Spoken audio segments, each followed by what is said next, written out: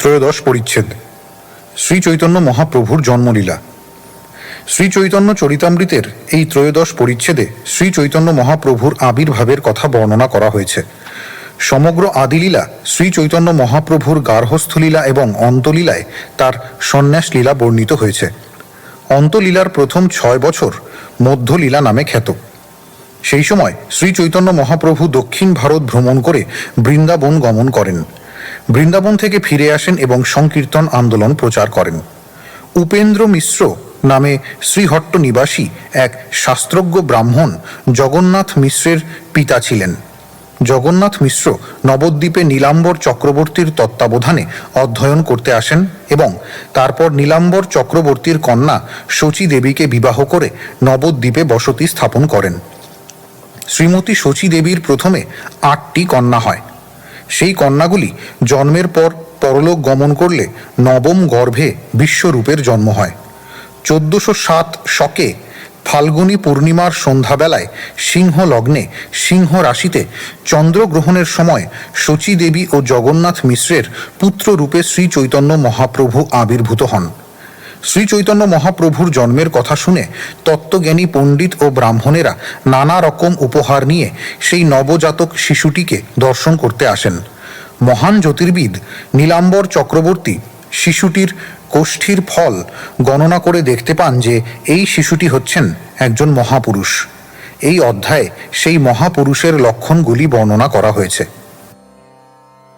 যার কৃপার প্রভাবে অত্যন্ত অধঃপতিত জনও তার লীলা বর্ণনে সমর্থ হয়, সেই শ্রী চৈতন্য মহাপ্রভুর কৃপা আমি প্রার্থনা করি। শ্রীকৃষ্ণ চৈতন্য মহাপ্রভুর জয় হোক, শ্রী অদ্বৈত চন্দ্রের জয় হোক, শ্রী নিত্যানন্দ প্রভুর জয় হোক, শ্রী গদাধর প্রভুর জয় হোক, শ্রীবাস ঠাকুরের জয় হোক, মুকুন্দ প্রভু ও বাসুদেব প্রভুর জয় হোক, হরিদাস ঠাকুরের জয় হোক, স্বরূপ দামোদর ও মুরারি গুপ্তের জয় হোক। এই সমস্ত দীপ্তিমান চন্দ্র একত্রে উদিত হয়ে এই জড় জগতের অন্ধকার দূর করেছেন। শ্রী চৈতন্য চন্দ্রের সমস্ত ভক্ত চন্দ্রগণের জয় হোক। তাদের কিরণরূপী প্রেম জ্যোৎস্নায় ত্রিভুবন উজ্জ্বল হয়ে উঠেছে। এভাবেই আমি চৈতন্য চরিতামৃত গ্রন্থের প্রারম্ভে মুখবন্ধ বর্ণনা করলাম। এখন আমি ক্রমানুসারে শ্রী চৈতন্য মহাপ্রভুর লীলা বর্ণনা করব। প্রথমে আমি সূত্রের আকারে শ্রী চৈতন্য মহাপ্রভুর লীলা সমূহ বর্ণনা করব। তারপর আমি সেগুলি বিস্তারিতভাবে বর্ণনা করব। শ্রী চৈতন্য মহাপ্রভু নবদ্বীপে অবতরণ করেন এবং 48 বছর প্রকট থেকে তার লীলা বিলাস সাঙ্গ করেন। 1407 শকাব্দে শ্রী চৈতন্য মহাপ্রভু আবির্ভূত হন এবং 1455 শকাব্দে তিনি এই জগৎ থেকে অপ্রকট হন। শ্রী চৈতন্য মহাপ্রভু গৃহস্থ আশ্রম অবলম্বন করে 24 বছর ছিলেন। তখন তিনি নিরন্তর কৃষ্ণ নাম কীর্তন বিলাস করেন। 24 বছরের শেষে তিনি সন্ন্যাস গ্রহণ করেন এবং আর 24 বছর তিনি জগন্নাথপুরীতে বাস করেন। শেষ 24 বছরের প্রথম 6 বছর তিনি কখনো দক্ষিণ ভারত, কখনো বঙ্গে, কখনো বৃন্দাবনে নিরন্তর ভ্রমণ করেন। বাকি 18 বছর তিনি জগন্নাথপুরীতে বাস করেন। অমৃতময় হরে কৃষ্ণ মহামন্ত্র কীর্তন করে তিনি কৃষ্ণ প্রেমে সকলকে ভাসিয়েছেন। তার গার্হস্থলীলা আদিলীলা নামে খ্যাত। তার শেষ লীলা মধ্যলীলা ও অন্তলীলা নামে পরিচিত। আদিলীলায় শ্রী চৈতন্য মহাপ্রভুর যত লীলা তা সব সূত্র রূপে মুরারি গুপ্ত লিখে রেখেছেন। তার শেষ লীলা মধ্যলীলা ও অন্তলীলা স্বরূপ দামোদর গোস্বামী সূত্রের আকারে তার একটি গ্রন্থে লিখে রেখেছেন। এই দুই মহাপুরুষের সূত্র দেখে শুনে শ্রী চৈতন্য মহাপ্রভুর বৈষ্ণব ভক্তরা ক্রম অনুসারে তার লীলা সম্বন্ধে অবগত হতে পারেন। তার আদিলীলায় 4টি বিভাগ রয়েছে: বাল্য, পৌগণ্ড, কৈশোর ও যৌবন। আমি ফাল্গুনী পূর্ণিমার সন্ধ্যাকে বর্ণনা করি, যে সর্ব সুলক্ষণযুক্ত শুভক্ষণে কৃষ্ণ নামসহ শ্রী চৈতন্য মহাপ্রভু আবির্ভূত হয়েছেন। ফাল্গুনী পূর্ণিমার সন্ধ্যায় যখন শ্রী চৈতন্য মহাপ্রভুর জন্ম হয়, তখন দৈব যোগে চন্দ্রগ্রহণ হয়। অত্যন্ত আনন্দিত হয়ে সকলে ভগবানের দিব্য নাম হরি হরি উচ্চারণ করতে থাকে এবং এভাবেই প্রথমে তার নাম অবতরণ করিয়ে শ্রী চৈতন্য মহাপ্রভু অবতীর্ণ হলেন। তার জন্মের সময়, তার শৈশবে, পৌগণ্ডে, কৈশোরে ও যুবাকালে শ্রী চৈতন্য মহাপ্রভু মানুষকে নানা প্রকার কৌশলে হরি নাম, হরে কৃষ্ণ মহামন্ত্র গ্রহণ করালেন। তার বাল্যাবস্থায় মহাপ্রভু যখন কাঁদতেন তখন কৃষ্ণ ও হরি নাম শুনলেই তার কান্না বন্ধ হয়ে যেত। তাই শিশু যখন কাঁদতেন তখন তাকে দেখতে এসে বন্ধু ভাবাপন্ন সমস্ত মহিলারা হরি হরি বলতেন। এই মজার ব্যাপার দেখে সমস্ত মহিলারা হাসতেন এবং তাকে গৌর হরি বলে ডাকতে শুরু করেন। সেই থেকে তার নাম গৌর হরি। তার হাতে খড়ি পর্যন্ত তার বাল্য বয়স এবং বাল্য বয়স থেকে তার বিবাহ না করা পর্যন্ত বয়সকে বলা হয় পৌগণ্ড। তার বিবাহের পর যৌবনের আরম্ভ এবং তার যৌবনাবস্থায় তিনি সর্বত্রই সকলকে হরে কৃষ্ণ মহামন্ত্র কীর্তন করালেন। পৌগণ্ড বয়সে তিনি পড়তেন এবং শিষ্যদেরকেও পড়াতেন। তখন তিনি সর্বত্র শ্রীকৃষ্ণের দিব্য নামের মহিমা ব্যাখ্যা করতেন।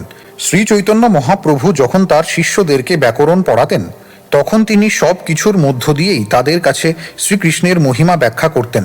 পড়ার সমস্ত বিষয় ছিল কৃষ্ণকেন্দ্রিক এবং তার শিষ্যরা অনায়াসে তা বুঝতে পারতেন। এভাবেই তার প্রভাব ছিল আশ্চর্যজনক। শ্রী চৈতন্য মহাপ্রভু ছাত্রাবস্থায় যাকেই দেখতেন তাকেই কৃষ্ণ নাম করতে বলতেন। এভাবেই তিনি কৃষ্ণ নামে সারা নবদ্বীপ নগরকে প্লাবিত করেন। কিশোর বয়সে তিনি সংকীর্তন আন্দোলন শুরু করেন। দিন রাত কৃষ্ণ প্রেমে মত্ত হয়ে তিনি তার ভক্তগণসহ নৃত্য কীর্তন করতেন। সংকীর্তন করতে করতে মহাপ্রভু নগরে নগরে ভ্রমণ করতেন। এভাবেই প্রেম ভক্তি বিতরণ করে তিনি সমস্ত জগৎকে প্লাবিত করেন।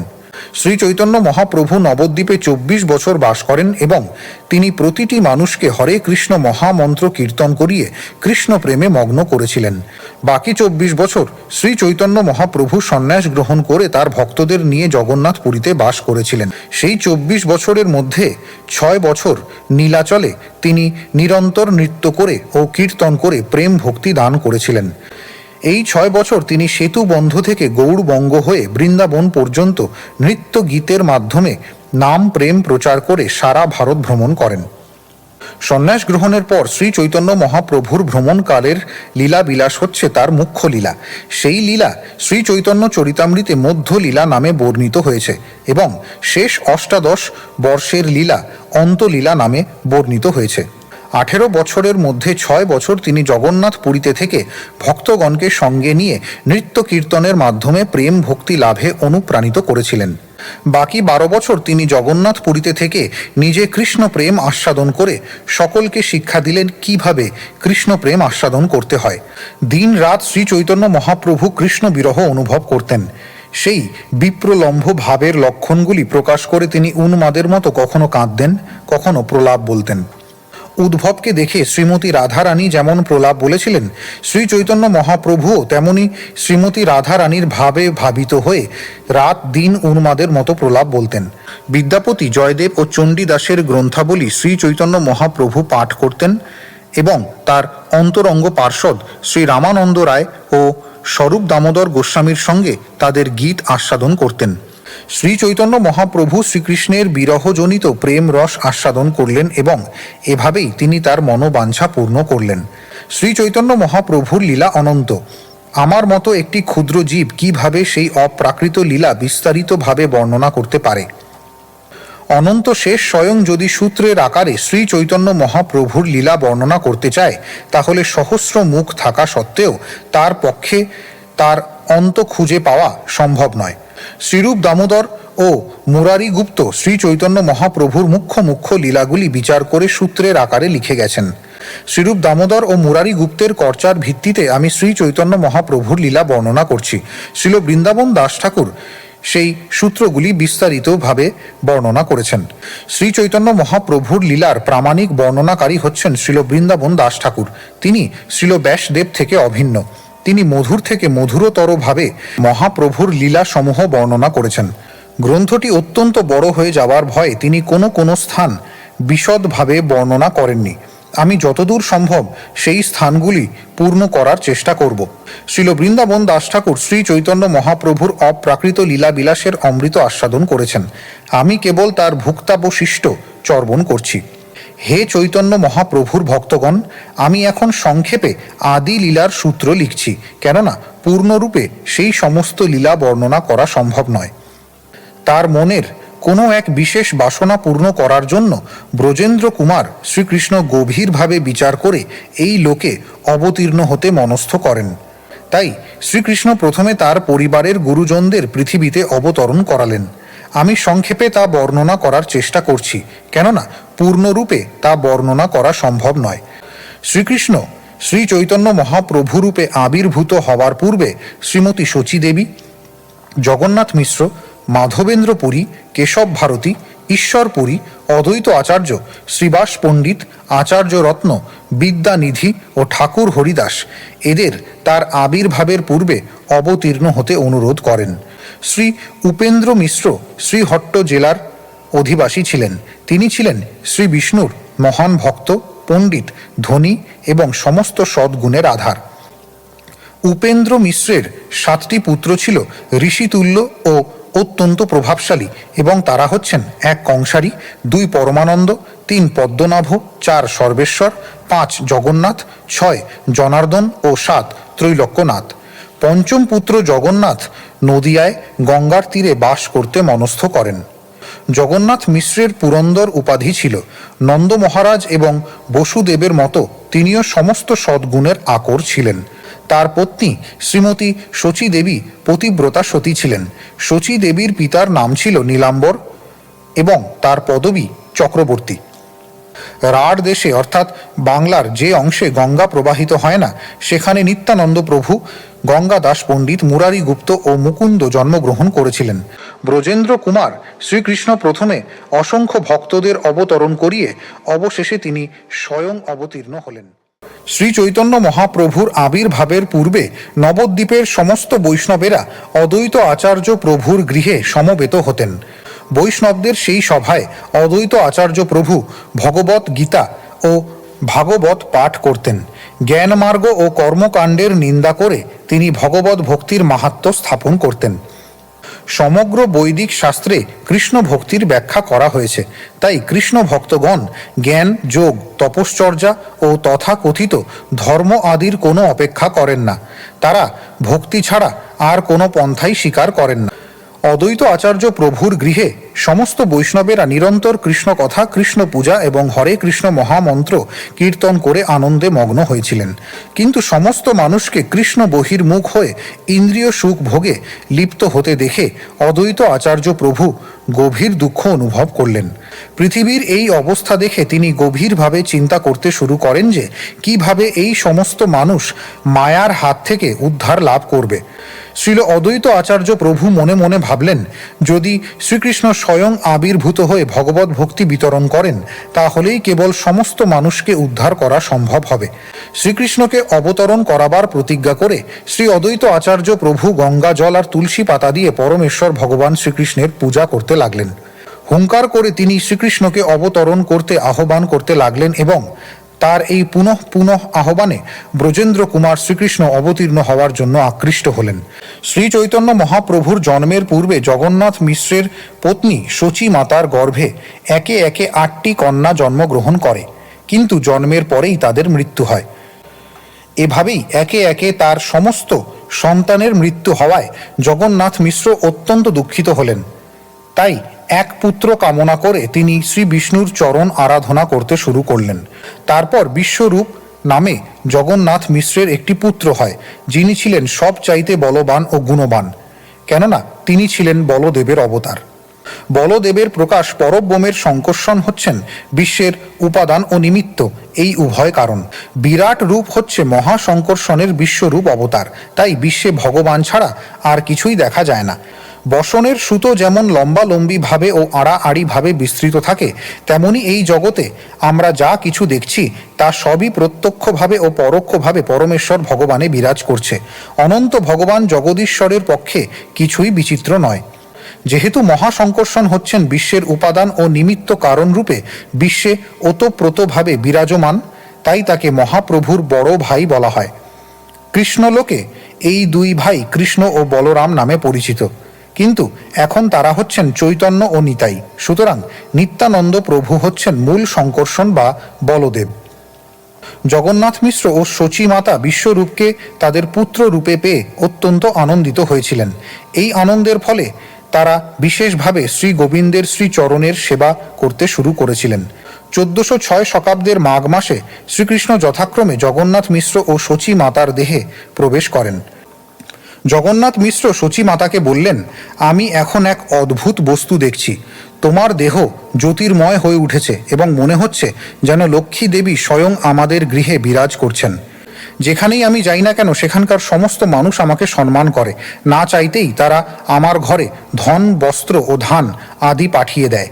শচীমাতা একদিন তার স্বামীকে বললেন, আমি এও দেখি যে অদ্ভুত অদ্ভুত জ্যোতির্ময় মানুষেরা যেন আকাশে আবির্ভূত হয়ে প্রার্থনা নিবেদন করছেন। জগন্নাথ মিশ্র তখন উত্তর দিলেন, আমি স্বপ্ন দেখলাম যে ভগবানের জ্যোতির্ময় ধাম আমার হৃদয়ে প্রবেশ করলো। আমার হৃদয় থেকে তা তোমার হৃদয়ে প্রবেশ করলো। তাই আমি বুঝতে পারছি যে কোনো মহাত্মা নিশ্চয়ই জন্মগ্রহণ করবেন। এভাবেই আলোচনা করার পর পতি পত্নী দুজনেই অত্যন্ত আনন্দিত হন এবং তারা দুজনে একত্রে বিশেষভাবে গৃহে শালগ্রাম শিলার সেবা করতে থাকেন। এভাবেই 13 মাস হয়ে গেল, কিন্তু তবুও গর্ভস্থ শিশু ভূমিষ্ঠ হল না। তাই জগন্নাথ মিশ্র অত্যন্ত উদ্বিগ্ন হলেন। নীলাম্বর চক্রবর্তী শ্রী চৈতন্য মহাপ্রভুর মাতামহ জ্যোতিষ গণনা করে বললেন যে সেই মাসে এক শুভক্ষণে শিশুটির জন্ম হবে। এভাবেই 1407 শকাব্দের ফাল্গুনী পূর্ণিমার দিনে সন্ধ্যাকালে সেই বহু আকাঙ্ক্ষিত শুভক্ষণের উদয় হল। এভাবেই 13 মাস হয়ে গেল, কিন্তু তবুও গর্ভস্থ শিশু ভূমিষ্ঠ হল না।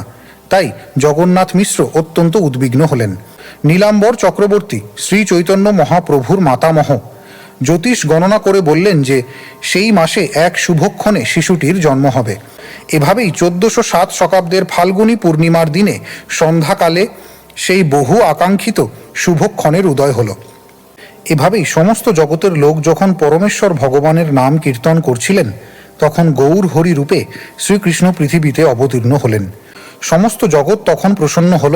হিন্দুরা যখন ভগবানের দিব্য নাম কীর্তন করছিলেন, তখন অহিন্দু জবনেরা ঠাট্টা করে তাদের অনুকরণ করে হরি হরি বলতে লাগলো। এই পৃথিবীতে স্ত্রী লোকেরা যখন হরি নাম উচ্চারণ করে উলুধ্বনি দিচ্ছিলেন, তখন স্বর্গের দেবতারা কৌতূহল সহকারে বাজনা বাজাচ্ছিলেন এবং নৃত্য করছিলেন। তখন 10 দিক আনন্দে মগ্ন হলো, এমনকি নদীর তরঙ্গ আনন্দে উদ্বেল হয়ে উঠল।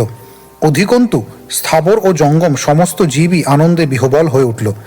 সূর্য যেখানে প্রথম উদিত হয়, সেই উদয়াচলের সঙ্গে নদীয়ার তুলনা করা হয়েছে, কেননা পূর্ণচন্দ্র গৌর হরি তার অহৈতুকী কৃপার প্রভাবে এখানে উদিত হয়েছেন।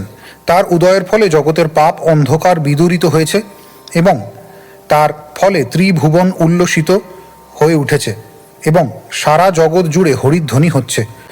সেই সময় শ্রী অদ্বৈত আচার্য প্রভু শান্তিপুরে তার গৃহে আনন্দিত মনে নৃত্য করছিলেন। তিনি শ্রী হরিদাস ঠাকুরকে সঙ্গে নিয়েই নৃত্য করছিলেন এবং উচ্চৈস্বরে হরে কৃষ্ণ মহামন্ত্র কীর্তন করছিলেন। কিন্তু তারা যে কেন নাচছিলেন কেউ তা বুঝতে পারছিল না। চন্দ্রের গ্রহণ হতে দেখে অদ্বৈত আচার্য প্রভু ও হরিদাস ঠাকুর তৎক্ষণাৎ গঙ্গার ঘাটে গিয়ে মহানন্দে গঙ্গায় স্নান করলেন। চন্দ্রগ্রহণের ছলে অদ্বৈত আচার্য প্রভু মনোবলে ব্রাহ্মণদের নানা বস্তু দান করেছিলেন। সমস্ত জগৎকে আনন্দময় দেখে হরিদাস ঠাকুর মনে মনে বিস্মিত হলেন এবং ঠারে ঠোরে অদ্বৈত আচার্যকে বললেন, তুমি এভাবে নাচছ ও দান করছো যে তা দেখে আমি অত্যন্ত রোমাঞ্চ অনুভব করছি। আমি বুঝতে পারছি যে তোমার এই কার্যকলাপের পেছনে বিশেষ কোনো উদ্দেশ্য রয়েছে। আচার্য রত্ন, চন্দ্রশেখর এবং শ্রীবাস ঠাকুর আনন্দে উৎফুল্ল হয়ে উঠলেন এবং তৎক্ষণাৎ তারা গঙ্গায় গিয়ে স্নান করলেন। আনন্দে বিহ্বল চিত্তে তারা হরে কৃষ্ণ মহামন্ত্র কীর্তন করে মনোবলে বহু বস্তু দান করলেন। এভাবেই সমস্ত ভক্তরা যে যেখানে ছিলেন মনোবলের দ্বারা নৃত্য করতে লাগলেন, সংকীর্তন করতে লাগলেন এবং আনন্দে বিহ্বল চিত্তে গ্রহণের ছলে দান করতে লাগলেন। সব রকম সম্মানিত ব্রাহ্মণ, সজ্জন ও নারীগণ নানা রকম উপহারে থালি পূর্ণ করে সকলে সেখানে যৌতুক নিয়ে এলেন। নবজাত শিশুটি, যার অঙ্গকান্তি ছিল কাঁচা সোনার মতো উজ্জ্বল, তারা সকলে আনন্দিত অন্তরে তাকে দেখে আশীর্বাদ করলেন। ব্রহ্মার পত্নী সাবিত্রী, শিব পত্নী গৌরী, নৃসিংহদেবের পত্নী সরস্বতী, ইন্দ্র পত্নী শচী, বশিষ্ঠ ঋষির পত্নী অরুন্ধতী, স্বর্গের অপ্সরা রম্ভা এবং অন্য সমস্ত দেব নারীগণ ব্রাহ্মণীর বেশ ধারণ করে নানা দ্রব্যে পাত্র ভরে নবজাত শিশুটিকে দর্শন করতে এলেন। অন্তরিক্ষে দেবতা, গন্ধর্ব, সিদ্ধ ও চারণ এরা সকলে স্তুতি করতে লাগলেন এবং বাদ্যগীত সহকারে নৃত্য করতে লাগলেন। তেমনি নবদ্বীপের সমস্ত নর্তক, বাদক ও ভাট সকলে এসে মহা আনন্দে নৃত্য করতে লাগলেন। কে আসছিল এবং কে যাচ্ছিল, কে নাচছিল আর কেই বা গান করছিল তা কেউ বুঝতে পারছিল না। কে যে কি বলছিল তাও তারা বুঝতে পারছিল না, কিন্তু তার ফলে সমস্ত দুঃখ শোক তৎক্ষণাৎ বিদূরিত হয়েছিল এবং সমস্ত মানুষ পরম আনন্দে মগ্ন হয়েছিল। এভাবেই জগন্নাথ মিশ্র আনন্দে বিহ্বল হয়ে উঠেছিল। চন্দ্রশেখর আচার্য ও শ্রীবাস ঠাকুর উভয় জগন্নাথ মিশ্রের কাছে এসে নানাভাবে তার মনোযোগ আকর্ষণ করলেন। তারা বৈদিক শাস্ত্রবিধি অনুসারে জাত কর্ম সম্পাদন করলেন। তখন জগন্নাথ মিশ্র নানা প্রকার বস্তু দান করলেন। জগন্নাথ মিশ্র যা কিছু যৌতুক পেয়েছিলেন আর তার ঘরে যা কিছু ছিল তা সব তিনি ব্রাহ্মণ, নর্তক, গায়ক, ভাট ও দরিদ্রদের দান করলেন। এভাবেই ধন দান করে তিনি তাদের সকলকে সম্মান প্রদর্শন করলেন। শ্রীবাস ঠাকুরের পত্নী মালিনী, চন্দ্রশেখর আচার্য রত্নের পত্নী ও অন্যান্য মহিলাদের সঙ্গে সিন্দুর, হরিদ্রা, তৈল, খই, কলা, নারকেল প্রভৃতি দিয়ে শিশুটির পূজা করার জন্য মহা আনন্দে সেখানে এলেন।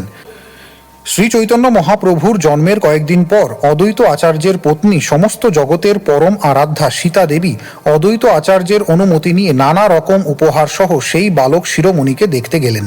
তিনি হাতের বালা, অঙ্গদ, কঙ্কন, গলার হার আদি সোনার অলঙ্কার এবং পাশুলি ও মলবঙ্ক আদি রূপার অলঙ্কার নিয়ে এসেছিলেন।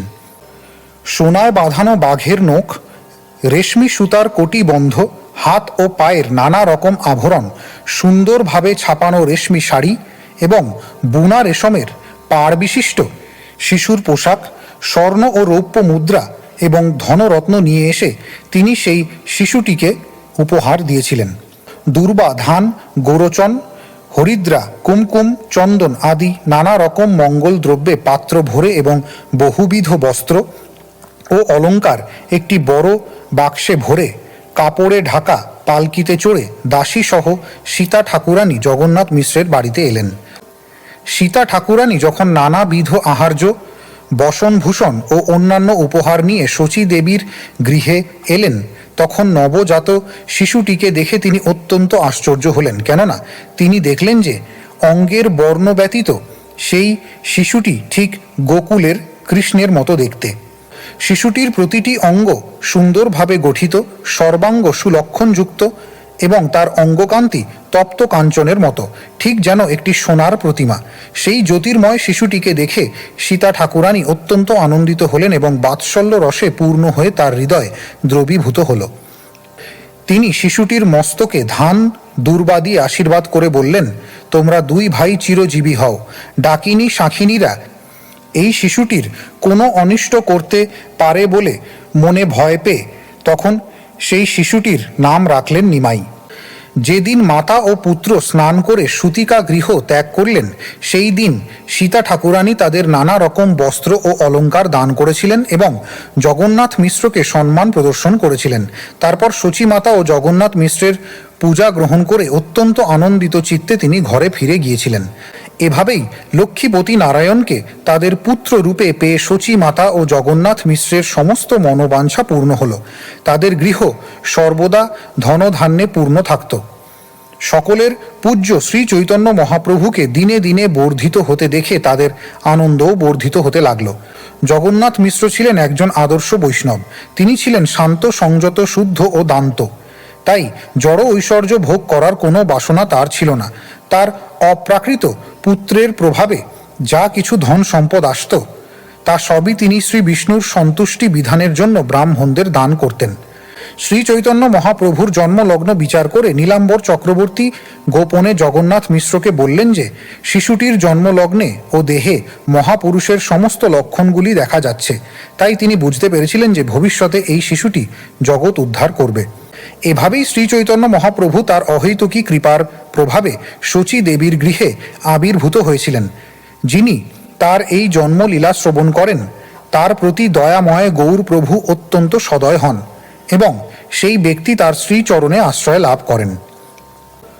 মনুষ্য জন্ম পাওয়া সত্ত্বেও যে শ্রী চৈতন্য মহাপ্রভুর প্রদর্শিত পন্থা অবলম্বন না করে তার জন্ম ব্যর্থ হয়। অমৃত ধ্বনি হচ্ছে ভগবত ভক্তির অমৃত ধারা। মনুষ্য জন্ম পাওয়া সত্ত্বেও সেই অমৃত পান না করে জড় সুখরূপ বিষ গর্তের জল যে পান করে তার পক্ষে বেঁচে থেকে কোনো লাভ নেই। বরং তার জন্য মরাই ভালো। আমার নিজ ধন শ্রী চৈতন্য মহাপ্রভু, নিত্যানন্দ প্রভু, আচার্য অদ্বৈতচন্দ্র, স্বরূপ দামোদর, রূপ গোস্বামী এবং রঘুনাথ দাস গোস্বামীর শ্রী পাদপদ্ম আমার মস্তকে ধারণ করে আমি কৃষ্ণদাস কবিরাজ গোস্বামী শ্রী চৈতন্য মহাপ্রভুর জন্মলীলা বর্ণনা করলাম। ইতি শ্রী চৈতন্য মহাপ্রভুর জন্মলীলা বর্ণনা করে শ্রী চৈতন্য চরিতামৃতের আদি লীলার ত্রয়োদশ পরিচ্ছেদের ভক্তি বেদান্ত তাৎপর্য।